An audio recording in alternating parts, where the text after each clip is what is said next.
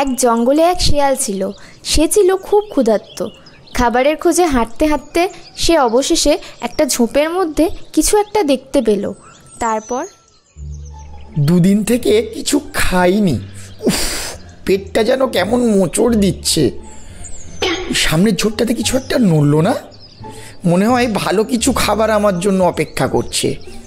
যাই, এখান থেকে আস্তে আস্তে পা টিপে টিপে গিয়ে জিনিসটাকে ধরতে হবে। এই বলে সে আস্তে আস্তে ঝোপের কাছে গিয়ে দেখল একটা মুরগি পিছন থেকে লাফ দিয়ে যেই না মুরগিটা ধরতে গেল, অমনি হাত ফসকে মারল ছুট।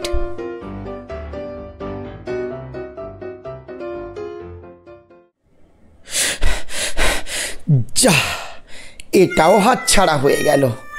যাই, সামনের দিকে যদি কিছু পাই। যেতে যেতে কিছুটা দূরেই দেখতে পেল একটা পাখি বসে আপন মনে খাচ্ছে।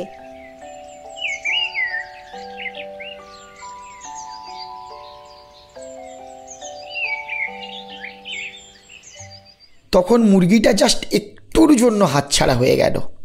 এবার যাই, এই পাখিটাকে যেমন করে হোক ধরতেই হবে। এবার কোনো রিস্ক নিলে চলবে না।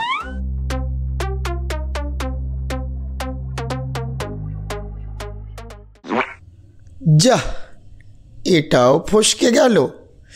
উফ বাবা রে, কোমরে খুব জোর লাগলো, মনে হয় কোমরটা ভেঙে গেছে। যাই, কি আর করব, এবার এই ভাঙা কোমরটাকে নিয়েই আমাকে যেতে হবে। আজ মনে হয় আমার ভাগ্যে কোনো খাবার জুটবে না। হাঁটতে হাঁটতে সে এসে পৌঁছালো আঙুর গাছের সামনে।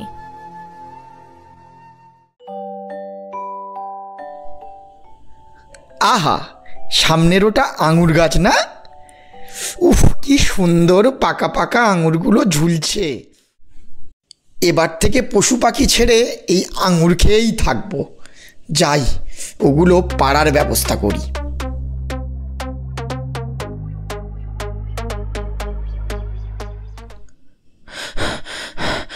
উফ, এত লাফিয়ে লাফিয়েও আঙুরগুলো পারতে পারলাম না। আজ মনে হয় ভাগ্যে কোনো খাবার জুটবে না। আঙুরগুলো নিশ্চয়ই টক ছিল, মিষ্টি হলে খেতে পারতাম। এই বলে কাঁদতে কাঁদতে শিয়াল ওখান থেকে চলে গেল।